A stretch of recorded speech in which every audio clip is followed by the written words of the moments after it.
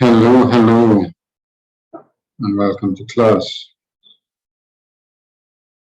So let's go straight into it. We are doing Clark and Lindsell, still, defamation, defenses,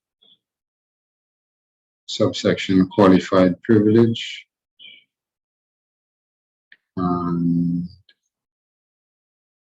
let us begin.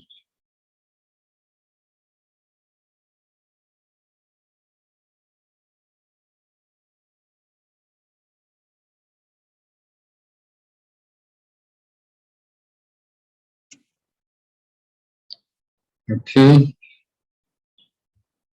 so let's start now.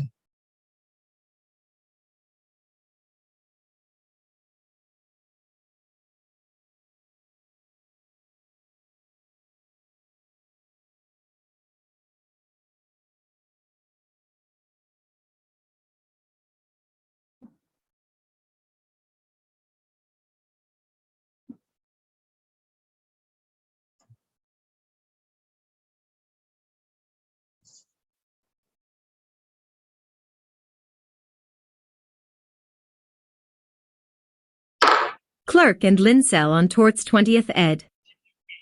Main volume. Chapter 22 Defamation.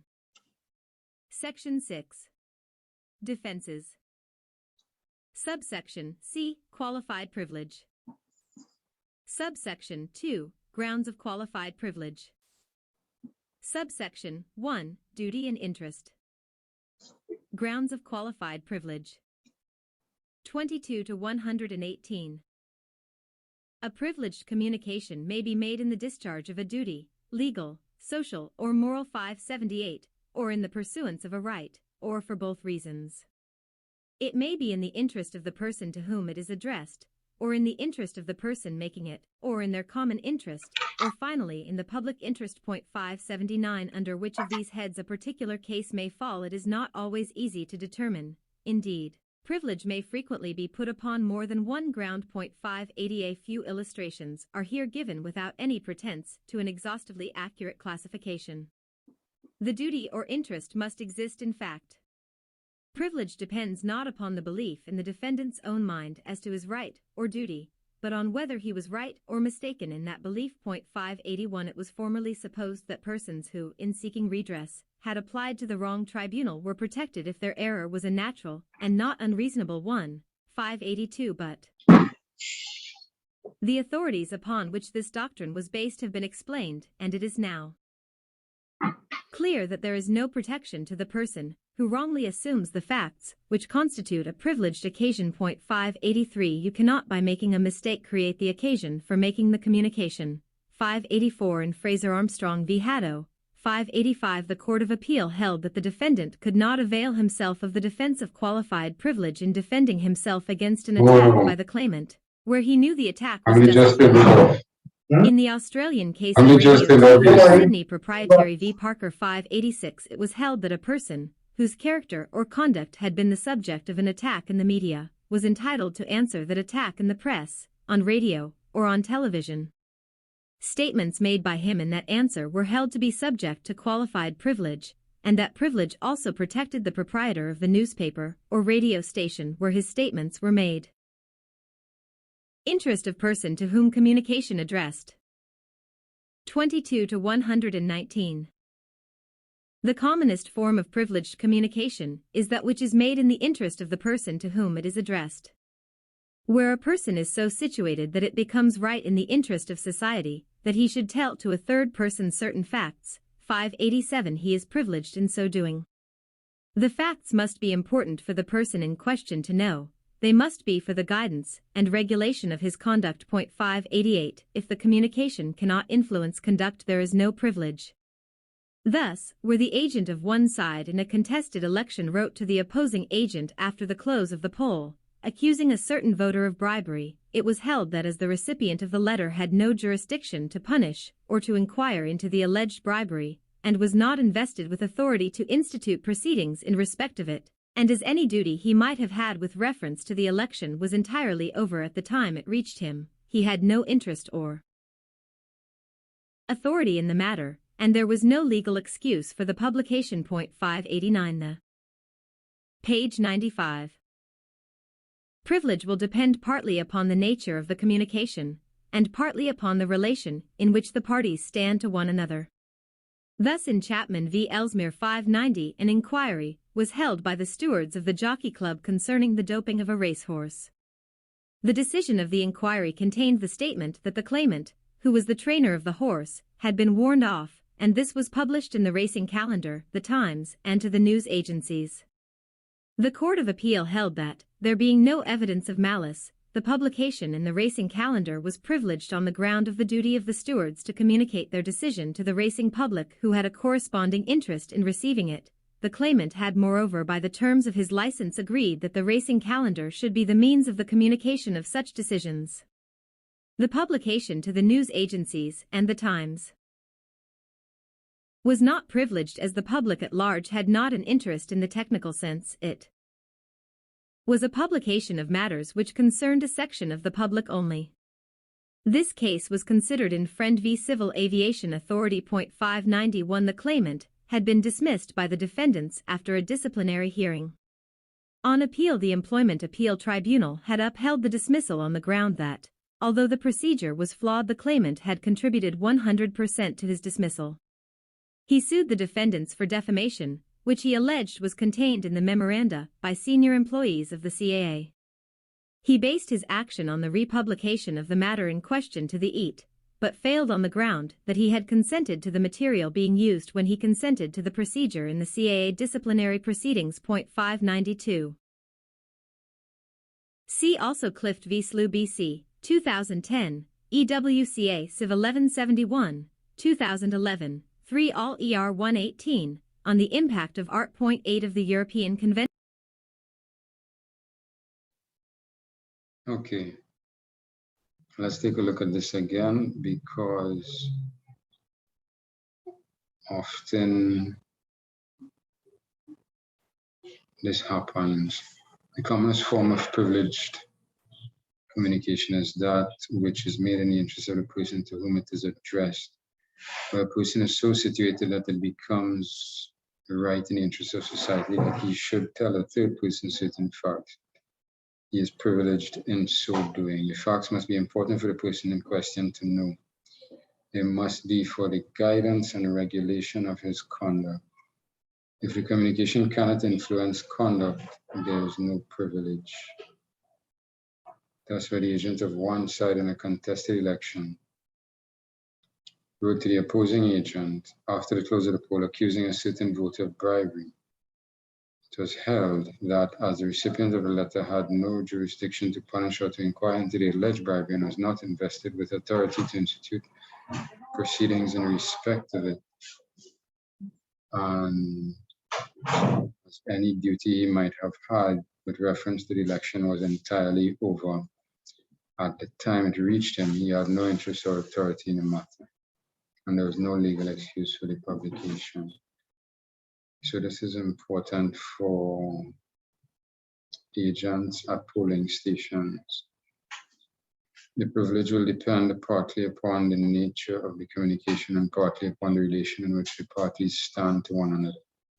Thus, in Chapman versus Ellesmere, an inquiry was held by the stewards of the Jockey Club concerning the doping of a racehorse. The decision of the inquiry contained the statement that the claimant, who was the trainer of the horse, had been warned off, and this was published in the racing calendar, the Times, and to the news agencies. The Court of Appeal held there being no evidence of malice. The publication of the racing calendar was privileged on the ground of duty of the stewards to communicate their decision to the racing public, who had a corresponding interest in receiving it. The claimant had moreover, by the terms of his license, agreed that the racing calendar should be the means of a communication of such decisions.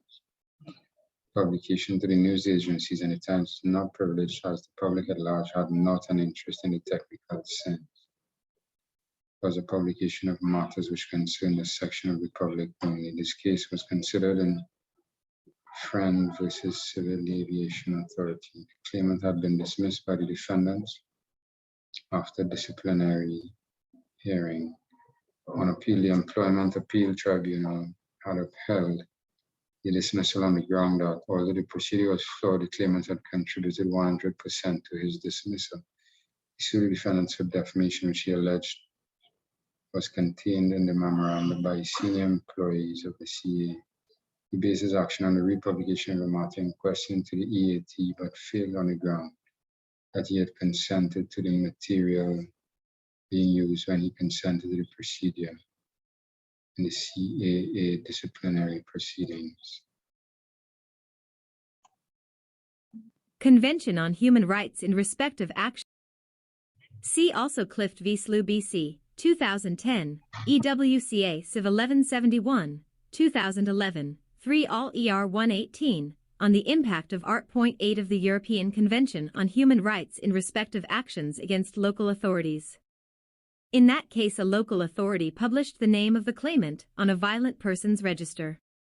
The claimant sued, and the local authority pleaded a defense of qualified privilege, since it contended that those who received the communication, being officers, employees, and some third-party organizations who provided services on behalf of the local authority, had a duty or interest in receiving the information.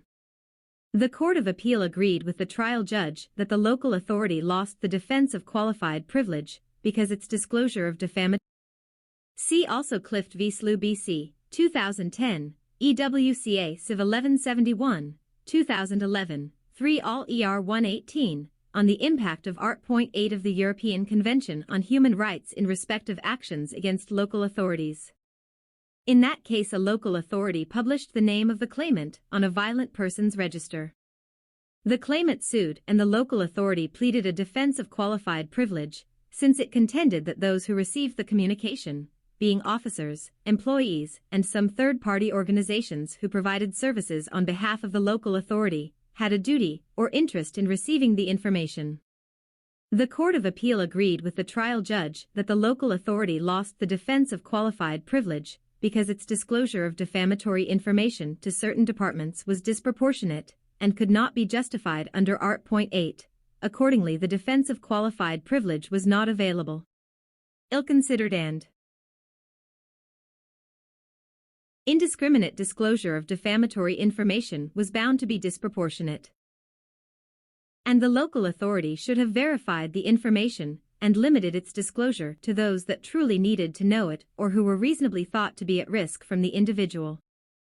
The court balanced the duty of the local authority to warn employees of the risks posed by the claimant as against their duty to protect her reputation, and concluded that in the case of certain classes of employee who were unlikely to come into contact with the claimant, the duty to protect the claimant's reputation outweighed the duty to warn of any risk. Reciprocity essential.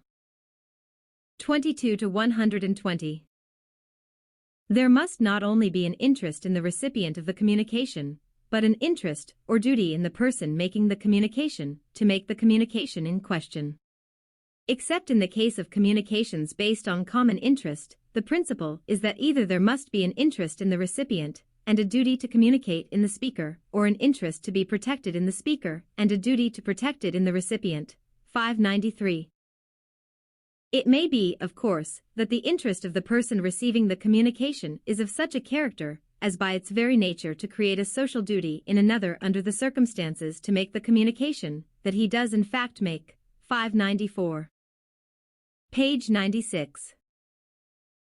In Reynolds v. Times Newspapers 595, the Court of Appeal and the House of Lords both recognized a reciprocity of duty and interest in media reports and held that, subject to certain conditions, qualified privilege could be a defense to a newspaper publishing matters relating to politics, which were of legitimate interest to the public generally. A defendant may protect himself by showing either that he was in a position of confidence or intimacy with the person to whom he published the matter complained of, or that he acted in consequence of a request for information lawfully made, or that although as a mere volunteer he had such special means of knowledge as to impose a special obligation upon him. In Hewitt v. Grunwald 596, the claimants were trustees of a charity accused on the defendant's website, the website of the Board of Deputies of British Jews, of being a terrorist organization. The claimants applied to strike out a defensive qualified privilege based on duty interest on the basis that by virtue of publication on the Internet, and thereby to the world at large, there was no reciprocity of duty and interest. The judge refused to strike out the defense, accepting that there was a legitimate interest on the part of Jews in Great Britain in the subject matter of the allegations. The judge did not consider communicating with British Jews about terrorism by means of the Internet to be either unnecessary or disproportionate. Positive duty.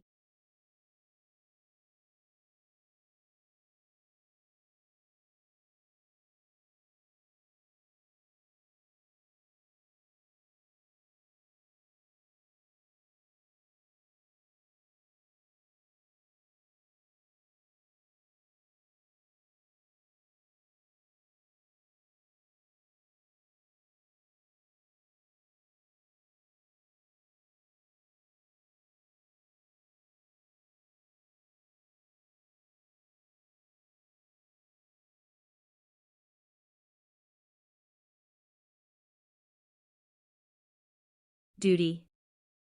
22 to 121.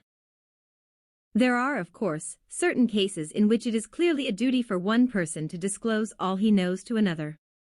An employee or agent is bound to lay before his employer all the information which he possesses with regard to the interests entrusted to his care. 597. So, where two or more people are jointly entrusted with the protection of any interest or the conduct of any investigation, it is clearly proper that the confidential communication between them of all matters affecting the discharge of their duty should be free and unrestrained. 598. So also to protect those who are not able to protect themselves is a duty which everyone owes to society. 599. In Wood v. Chief Constable of the West Midlands Police 600, a police officer circulated letters warning insurers of criminal proceedings being brought against the director of a salvage company for handling stolen goods.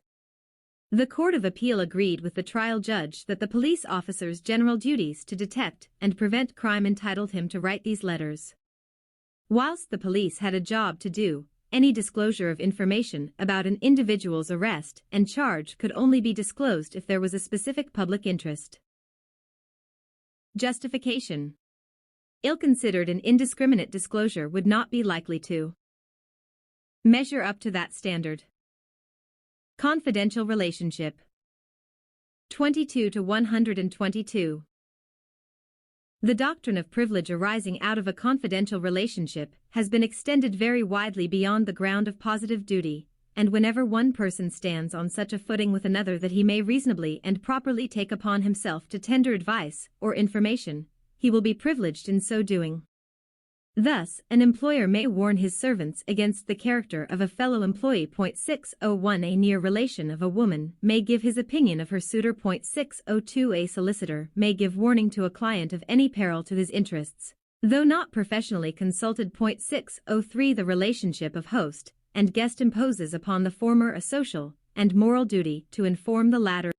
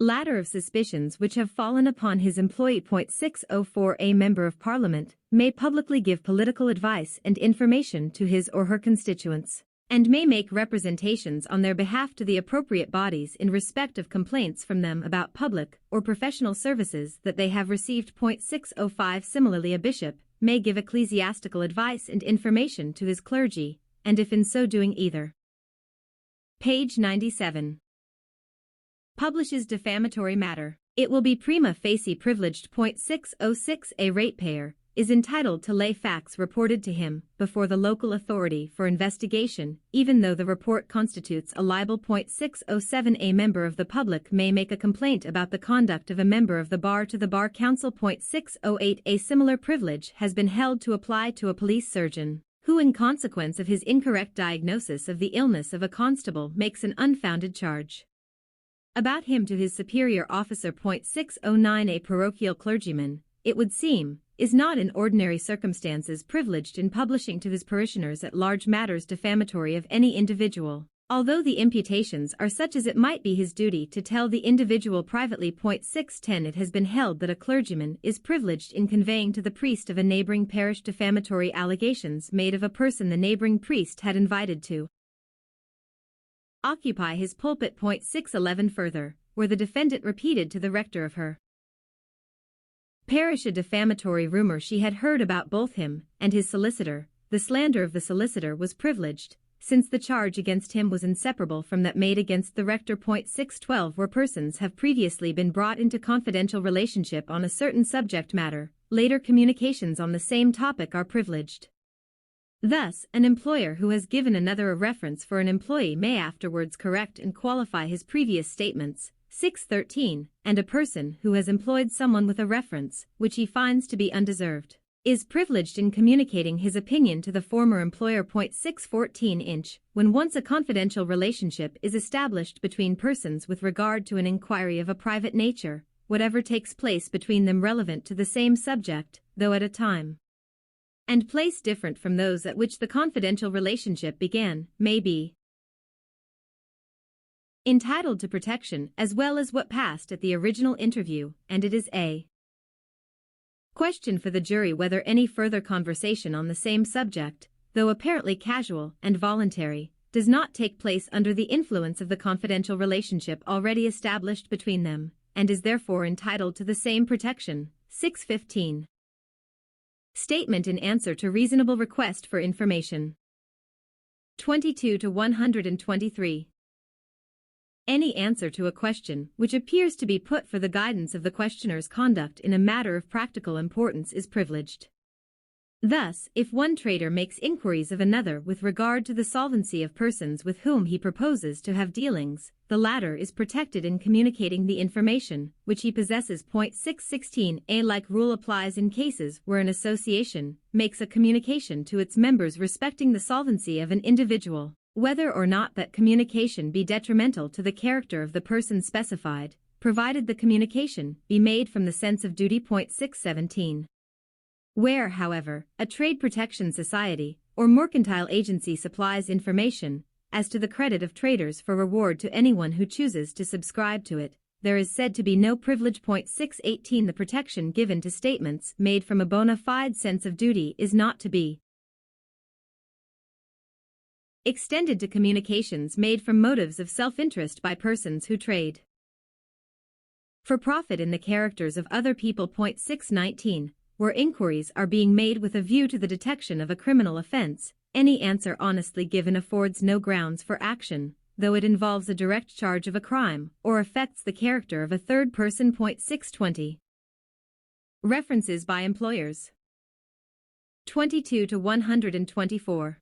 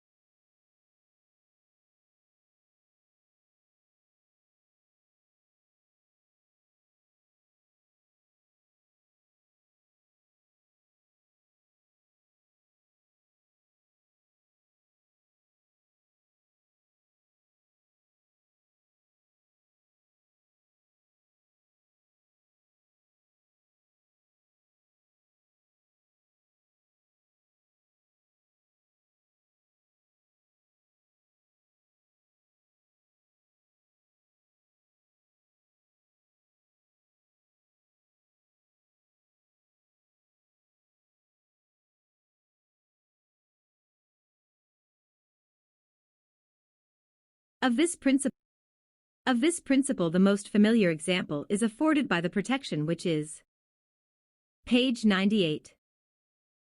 Accorded to employers in giving references for employees, although the privilege in this case had been put on the ground of the employee's implied assent. 621 in Spring v. Guardian Assurance 622, the defendant employers were held to be liable in negligence for giving a derogatory reference for the claimant. Had the action been in defamation, qualified privilege might have been proved, and the defense would have succeeded unless the claimant could show malice. Inquiry must be reasonable on the face of it. 22 to 125. The mere fact that a person is asked a question does not necessarily give him privilege. He ought to be reasonably satisfied that his questioner has some interest or duty in the matter. It is no part of a man's duty to go into the confessional to every chance person who may choose to ask impertinent questions. 623. If a question is first invited and then answered by a defamatory statement, such statement is to be considered as purely voluntary. 624. The mere fact that a person is asked a question does not necessarily give him privilege. He ought to be reasonably satisfied that his questioner has some interest or duty in the matter. It is no part of a man's duty to go into the confessional to every chance person who may choose to ask impertinent questions. 623. If a question is first invited and then answered by a defamatory statement, such statement is to be considered as purely voluntary. 624. So, if the defendant has defamed the claimant in circumstances where no privilege arises, and then on being challenged reaffirms what he stated before, he will not be privileged in so doing. It is otherwise, however, if the first statement is privileged. The original publication, and its repetition, and vindication stand on the same footing. 625. Volunteered communications. 22 to 126. Volunteered communications were formerly regarded less liberally than they are in the present day. It has sometimes been suggested that an uninvited communication not made in pursuance of any special duty, though it may be privileged, carries with it some evidence of malice, and that it is for the defendant in such a case to satisfy the jury of his good faith. 626. Other opinions went so far as to deny all privilege to volunteered communications made by a complete stranger. Cases of this sort often present difficulty, as the reason for holding any occasion privileged is common convenience and welfare of society, and it is obvious that no definite line can be drawn so as to mark off with precision those occasions which are privileged and separate them from those which are not. 627. This difficulty is well illustrated by the case of Coxhead v. Richards 628, where the claimant was in command of a merchant vessel. The defendant received from the mate of that vessel, who was his friend, a letter imputing drunkenness and other grave charges against his captain and asking for advice. The defendant, after consideration and consulting with experienced persons, placed the letter in the hands of the owners, who consequently ceased to employ the claimant. The court was equally divided as to whether the communication was privileged. 2 judges 629 held it to be so on the ground that, as the information was of a most important character having come into the defendant's possession, it was his duty to disclose it to those whose interests were concerned. The other 2 630 denied the privilege, on the ground that the defendant was an entire stranger to all the parties, and that if he were excused it would give license to all the world to go tale-bearing. A like division of opinion was found among the same judges in a case decided about the same time, in which the defendant had volunteered an imputation on the claimant's solvency to a person intending to give the latter credit. 631. The more liberal view, however, appears now to be established. 632. Where there is a moral duty to make the communication. Page 99. 22 to 127. Volunteered communications are not now considered to stand on any special footing, and the officiousness of the intervention is merely one matter to be considered among others. There may be a social or moral duty in particular circumstances to make an unsolicited communication in relation to matters in which the recipient's interest is concerned.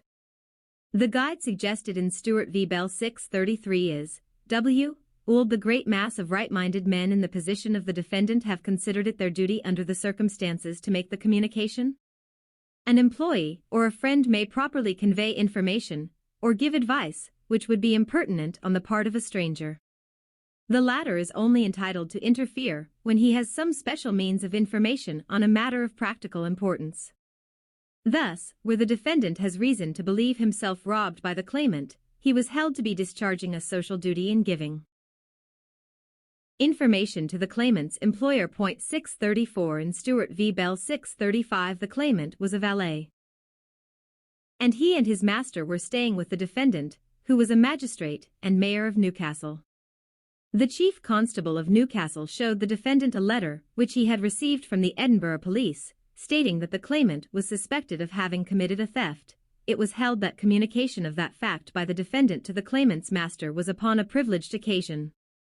But it cannot be of importance to anybody to have general gossip repeated to him, or to learn the opinions of people with whom he has no concern. 636. Thus in Botterill v. Whitehead 637, the defendant, a clergyman, who had no interest in the matter, wrote to a committee engaged in restoring a church, strongly protesting against the employment of the claimants as architects and imputing to them ignorance and incompetence. The communication was held unprivileged. Communications between persons having a common interest. 22 to 128. Communications between parties who are alike concerned in the condition of some property or the management of some undertaking are privileged on the ground of their common interest. 638. Thus, it is privileged for a tenant to complain to his landlord of the misconduct of a person employed by the latter to repair the tenant's premises. 639. It is privileged for a landlord to complain to the tenant of such conduct on the part of the tenant's lodgers as may injure the reputation of the house. 640. Where the defendant had repudiated liability for goods supplied to an order purporting to come from him, and on being shown the order expressed the belief that it was in the claimant's handwriting, it was held that this statement was privileged, insomuch as it was directed to the investigation of a matter in which the defendant and the person supplying the goods were alike interested. 641. In What v. Longsdon 642, the defendant, a director of A company, received a letter from B, the company's manager, defamatory of the claimant, the managing director. The letter was published to B's wife and to S, the chairman of the company. In reply to B's letter, the defendant wrote a letter to B containing defamatory statements about the claimant. The court held that the publication to B's wife was not privileged, as in the circumstances there was no social or moral duty to make the communication to the wife. It was not sufficient that she had an interest in receiving it. The publication to S was privileged as it was in pursuance of a moral and business duty. The defendant's letter to B was privileged as they had a common interest in the affairs of the company. On the other hand, the Court of Appeal held that there was no common interest between a borough council and the ratepayers for the former to have communicated to the latter a preliminary stage of an investigation undertaken by the council in which the claimants were involved. 643. There can, however, be a common interest between a ratepayer and a borough councillor in relation to communications concerning local affairs. 644. There may also be in certain circumstances a common interest between employer and employee in relation to the writing and sending of letters connected with the business. 645. Page 100. Existing relationships. 22 to 129. In Kearns v. General Counsel of the Bar 646, the head of the Bar Council's Professional Standards and Legal Services Department sent a letter to members of the bar, stating that the claimants were not solicitors and were acting improperly in briefing counsel. On discovering that he was mistaken, and that the claimants were, indeed, solicitors, the chairman sent a letter of apology and informed members of the bar of the true position. The court confirmed that the defense of qualified privilege applied to the defendant's first letter, since he had a common interest with his fellow barristers, and there was no question of his being malicious. The Court of Appeal expressed a preference for categorizing qualified privilege cases according to whether they take place in an existing relationship, which was said to be a more helpful categorization than the traditional duty and interest approach. Simon Brown L.J., with whom the other members of the court agreed, considered it understandable and unsurprising that privilege would attach more readily to communications within an existing relationship than to those between strangers.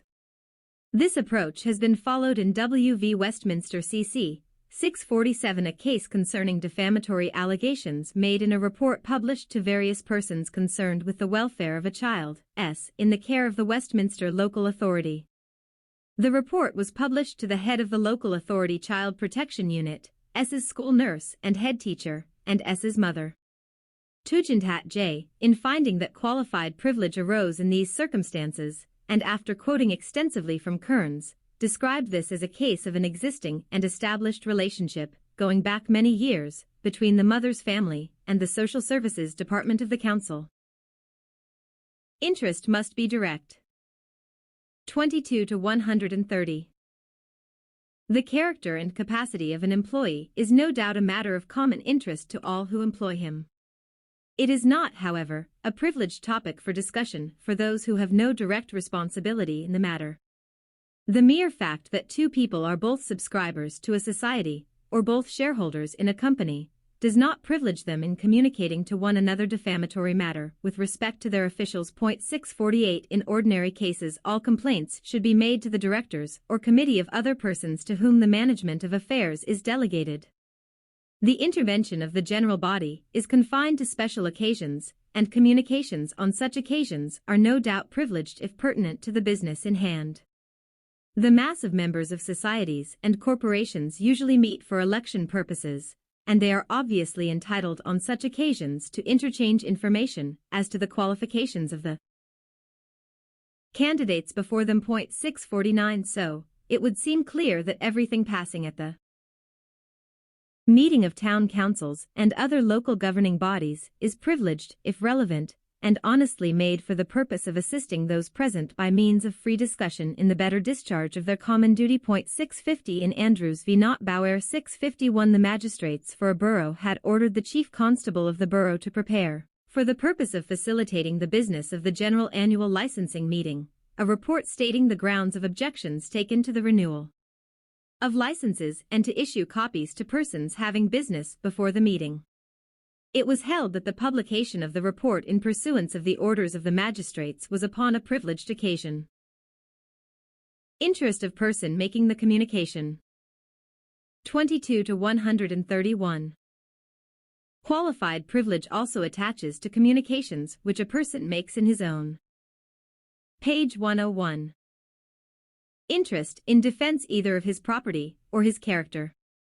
Where the defendant, having sold goods to the claimant on credit, subsequently learned that the latter had sold off his stock, and was not to be found, and thereupon gave notice to the auctioneer in whose hands were the proceeds of the claimant's sale not to pay them over to him on the ground that he had committed an act of bankruptcy, the communication was held to be privileged. 652, where a creditor of a half-pay officer in the Army wrote to the Secretary for War complaining that his debtor was deliberately avoiding payment, and petitioning the Secretary to compel it, it was held that this was a case of privilege, since the letter was written not for the purpose of slandering, but for the purpose of obtaining redress for an injury, and made to a public officer, who had the means of giving such redress. 653, where the defendant, having discharged the claimant from his service, warned his other servants against associating with him, because he had been guilty of theft. One of the grounds on which the communication was held privileged was that the defendant had an interest in preventing his servants having anything to do with a man whom he believed to be dishonest. 654. So, where the claimant, having been sent on an errand to the defendant's office, was believed by him to have stolen a box and the defendant thereupon made a complaint to the claimant's master, it was held that the defendant had a right to secure himself against the visits of someone whom he believed to have robbed him, and for this reason, among others, the plea of privilege was successful. 655. In Watts v. Times newspapers 656, the defendants published an article suggesting that the claimant had plagiarized a book for which he had received a literary award. The article was accompanied by a photograph, which was not of the claimant, but of a property developer of the same name, who complained via his solicitor and demanded an apology. The defendants published an apology and, at the behest of the property developer's solicitor, included in it a reference to the allegation of plagiarism from the original article. The claimant sued the newspaper for the two libels contained in the article and the apology respectively, and the newspaper brought in the solicitors as third parties. The Court of Appeal held that the apology was defamatory of the claimant, but that the solicitor had the defense of qualified privilege since he had been acting in the interest of his client. In Bott v. Chelsea Westminster Healthcare NHS Trust 657, the defendants had ceased to refer patients to the claimant's clinic, and the claimant sued them in defamation in respect of press releases, which they had prepared in relation to their conduct of the matter, but had not yet released to the press. It was held that these press releases were covered by qualified privilege, since they were prepared in reasonable expectation of an attack on them, even though the attack might not be by B. himself but by the media or others. Self-justification. 22 to 132. It is reasonable and therefore privileged that a man should explain his motives and conduct to those who have been brought into confidential relations with him in respect of the subject matter of the communication. The case of Whiteley v. Adams 658 provides a remarkable illustration of privilege of this kind. The defendant was a clergyman and litigation had arisen between a member of his congregation and the claimant. He was invited by one of the clergy of the claimant's parish to arbitrate in the dispute. He declined to do so, and in giving his reasons published matter defamatory of the claimant, who commenced an action. A friend of both parties tried to mediate and to conciliate between them. In communicating with her, the defendant repeated his defamatory assertions, and thereupon a second action was brought. It was decided in both cases that the action must fail, because the defendant had a right to explain to both his correspondents the motive of his conduct and the ground of belief upon which he proceeded. 659. Reply to attack. Page 102. 22 to 133. If a person's character is attacked, he is not merely entitled to vindicate himself, but may reply by raising against his assailant any charges which may impair the latter's credit in that particular matter, which is in controversy. 660, but he is not entitled to indulge in mere recrimination, or to put forth one piece of defamation in revenge for another of an altogether different nature. The reply must be fairly relevant to the attack, and must not go beyond it in extent and character of publication. 661 where relevant, he may also make defamatory statements about third parties. 662 the privilege also extends to statements made by persons who are agents, 663 relatives or close associates of the person who has been attacked. 664 if, for instance, the claimant is attacked in an obscure local newspaper and retaliates by publishing defamatory matter in a leading London paper or retorts in excessively intemperate language if, in other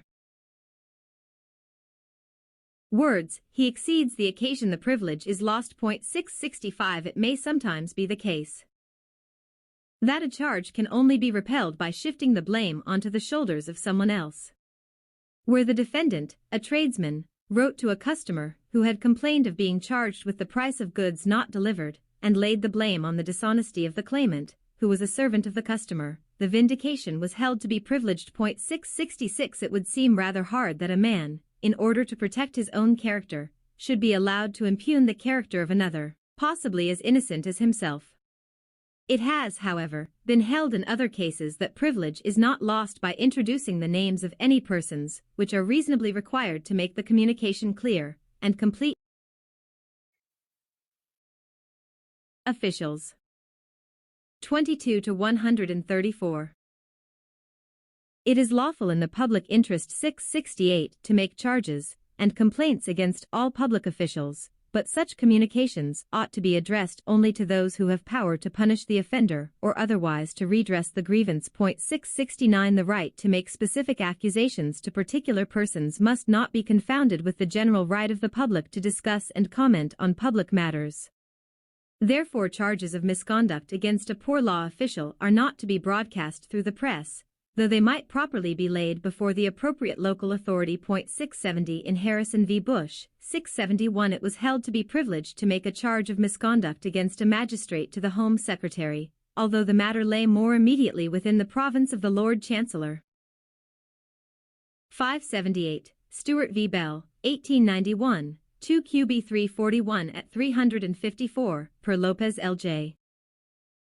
579. communications made in the public interest ought not perhaps to be called privileged, since to make them is a general and not a special right.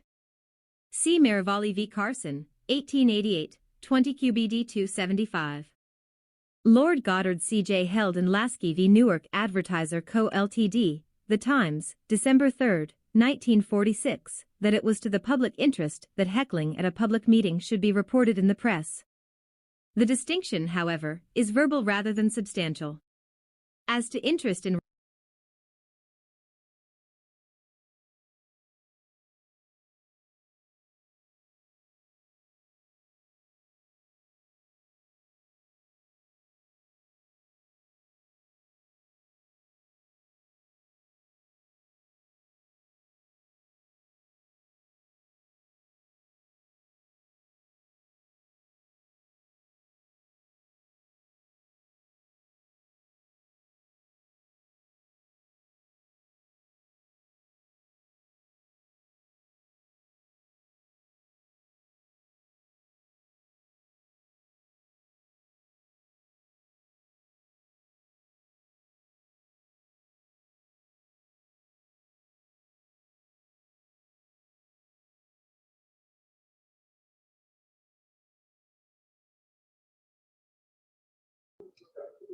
Okay, we'll stop there for today.